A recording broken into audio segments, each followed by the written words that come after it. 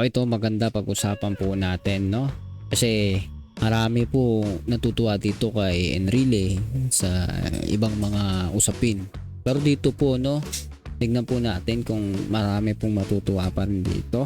Tignan po natin ang mga lohikal na mga sagutan dito. Sabi po dito Enrile may babala sa mga congressman. Ito po usapin po yata ito patungkol sa China, no? Pisana natin to. Pero kung di ka pa nakasubscribe, please hit the subscribe button and notification bell para updated ka palagi sa mga videos po natin na parating. So, without further ado, let's go!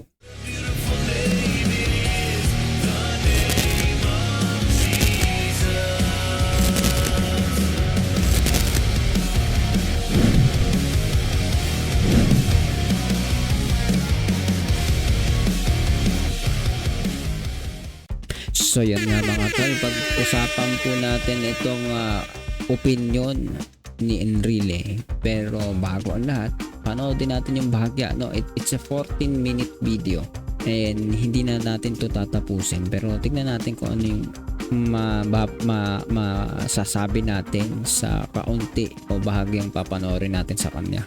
We are faced with a situation where we have to go to war against any of our neighbors. Can we raise an army to defend this country and safeguard the lives, property, and freedom of the Filipino people?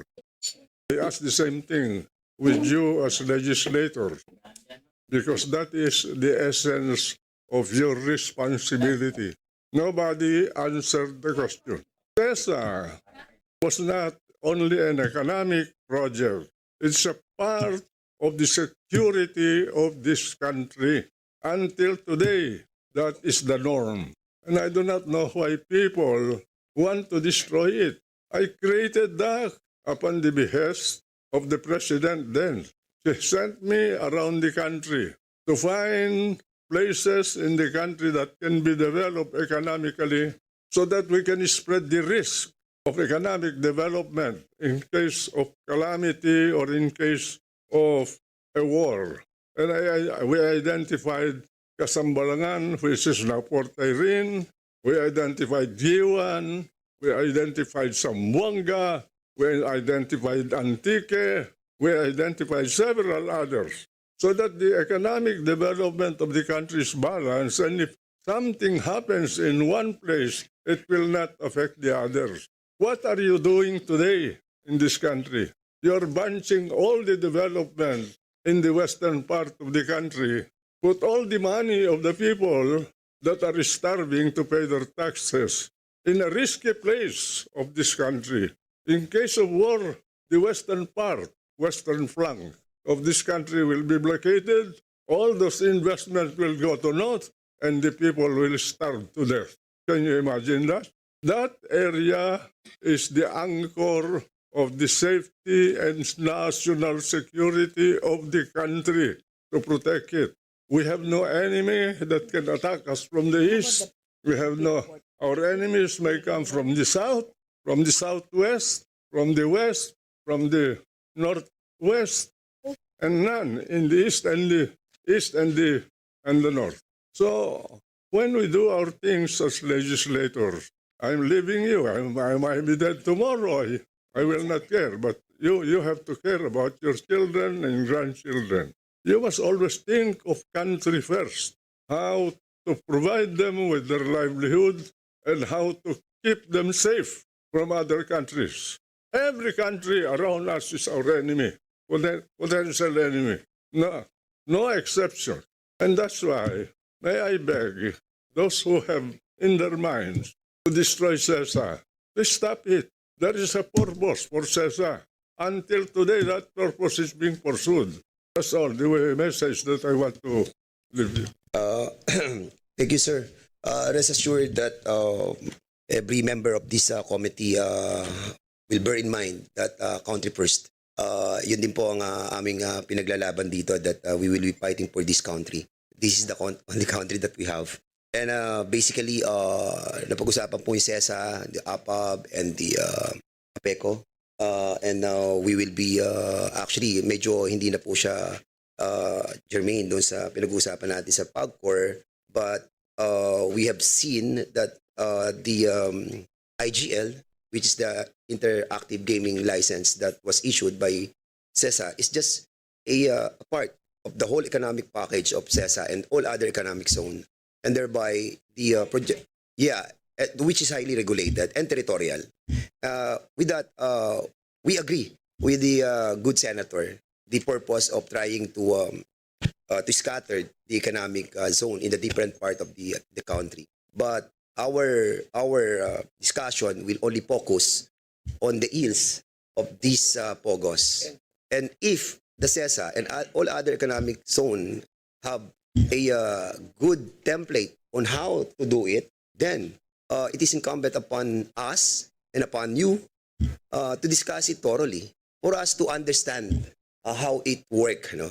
And yes, I follow your statement, Madam.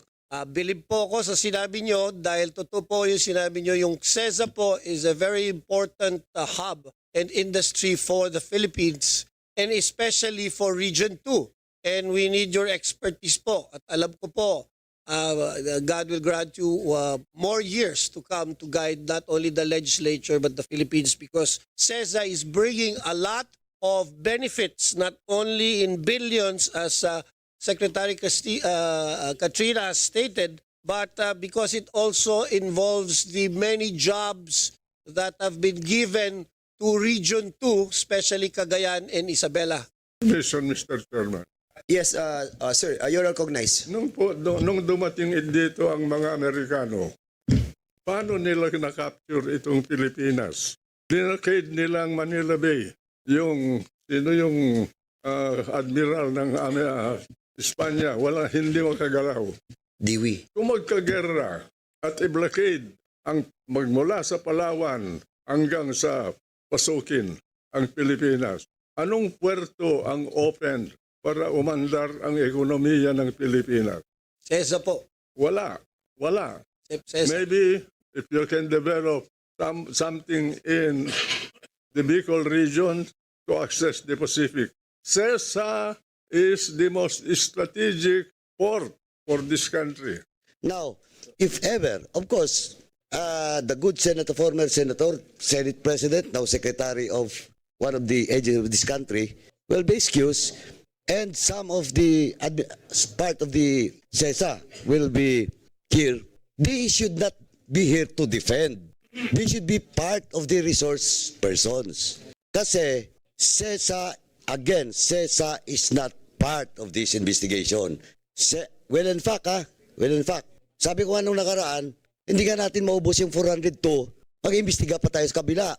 Let us finish first the problem of PAGCOR, in which it was stated also by Attorney Katrina, Secretary Katrina, with regards to the charter of PAGCOR, and it was established last hearing that PAGCOR has no authority and in their charter, any provision in their charter with regards to POGOs. Tinignan ko po maigi kung ano po yung in-upload po dito ni News Pinoy. Kasi nga po, bago ko po panoorin yan, ang nakalagay po dito sa thumbnail, balikan po natin, ito po no, tingnan po ninyo sa bandang to. And really may babala sa mga congressman. Tama naman po yan. Meron po siya naging babala po dun sa video po na yon. Pero, tignan po ninyo yung thumbnail. Ang nakalagay po, kaya nyo bang lumaban pag sinakop tayo ng hindi mabasa banda dito, no? China nakalagay. Pag sinakop daw tayo ng China, kaya mo bang lumaban? So ako po ay na-intriga na panoorin dahil sa thumbnail po niya na kung saan para sa akin ito po yung leading statement or question.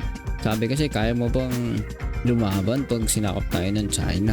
Natural, alam mo na kagad sagot, hindi mo kayang lumaban one-on-one, diba? Kasi titignan mo yung kakayahan ng Pilipinas, maliit lang po tayong bansa, ang laki po ng China at makapangyarihan po yan ngayon, literally. Pero pag usapin po mga alyado, iba pong usapan yun. Pero hindi ko naman pinupush yun, diba? Hindi ko naman sinasabing Pogo dapat in CESA. And then, kahit lang. Hindi naman natin sinasabing dapat tayong makapagkera at tama ang makapagkera. Hindi po yun ang usapin, no?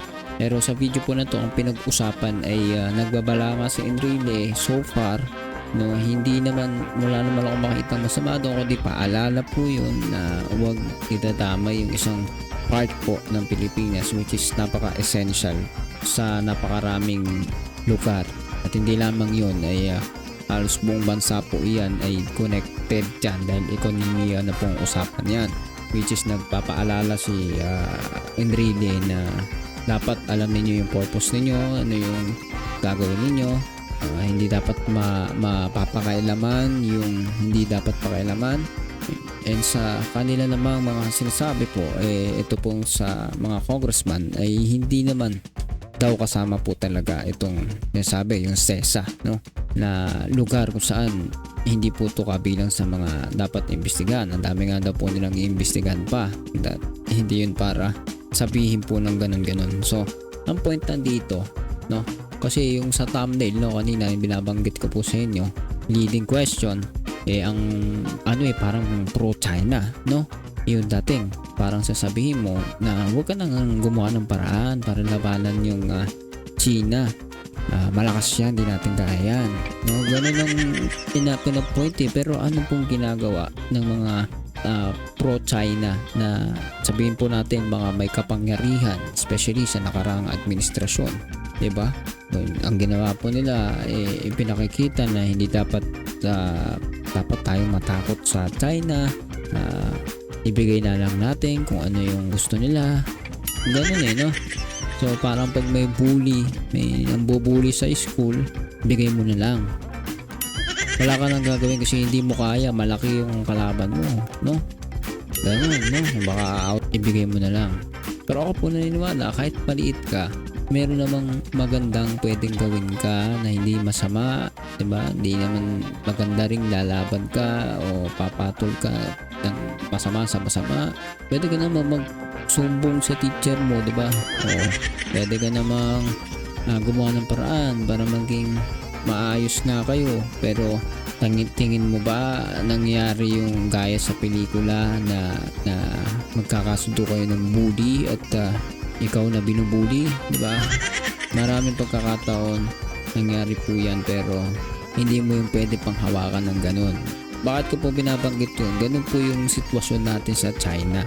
Hindi mo masasabing makikipagkaibigan ka riyan, bibigay mo yung ganito, yung ganyan, sasayaw-sayaw kayo, pero ang katunayan, ikaw na pala yung nawawalan. Kasi hindi mo naman siya malalamangan talaga, di ba?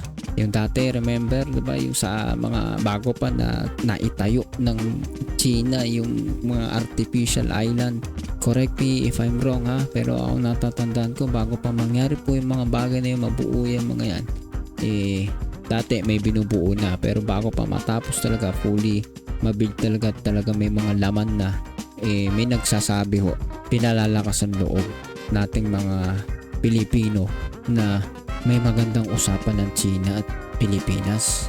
Tama ba yung hatian ng langis? Magandang porsyento, 60 by 40, mga ganun ba? So, hindi ko alam, no? Hindi ko na masyadong matandaan yung bawat impormasyon. Pero parang may naaalala po akong ganun. No, kayo na pong bahala mag-commento dyan kung may naaalala rin kayong ganun, no? Pero sa akin, no, tama po yan. Ingatan po dapat ng ating gobyerno yung mga dapat ingatan, pero huwag tayong magpabaya sa kalaban, especially yung China. Yung Amerika, alyado po natin yan, diba? Kahit na parang sabihin mo na sila may chance ring malakop, hindi po yan gaya ng komunista China Dragon, no? Iba po ang komunista. Kayo na pong gumawa ng research ninyo dyan, gaano po yan na kasama ang Partido Komunista in terms ng pag-handle ng bansa, government, pagpapatupad, pagiging hari po nila. Yan po yung ayaw po natin sa ating bansa. So ikaw, paano masasabi mo dito sa video po na ito? Ako po, so far, wala pa ako masyadong makita na negative po doon kay Enrile. Nagpapaalala lang po siya. Pero syempre siguro kung medyo may dikit, medyo may ano siya sa mga Duterte, baka doon po may problema, no? Kasi ang mga Duterte hindi po natin masabi kung pro-China o handa pong ipagtanggol yung Pilipinas laban sa China. Kasi wala po tayo makitang opinion eh. Para sa akin, opinion ko po ito, naniniwala po ako, yun po ay isang malaking problema sa mga Duterte ngayon. Kaya kung si Enrile, lahat ng mga sinasabi niya magagandang bagay, bandang huli ibabagsak niya rin sa pagsuporta sa mga Duterte, diyan po tayo negative. At hindi po ako maniniwala na yun po yung magandang adhikain, magandang bagay na dapat suportahan. Pwede pa siguro kung hindi sila maging pro-China, pero para sa akin, gitna lang po tayo lagi. Suportahan natin ang tama, ang mali, tutulan. And yun na nga, pag-usapan natin lahat yan sa comment section. And kita ulit tayo sa susunod na video. Please don't forget to hit the subscribe button and notification bell. See ya ulit sa susunod na video.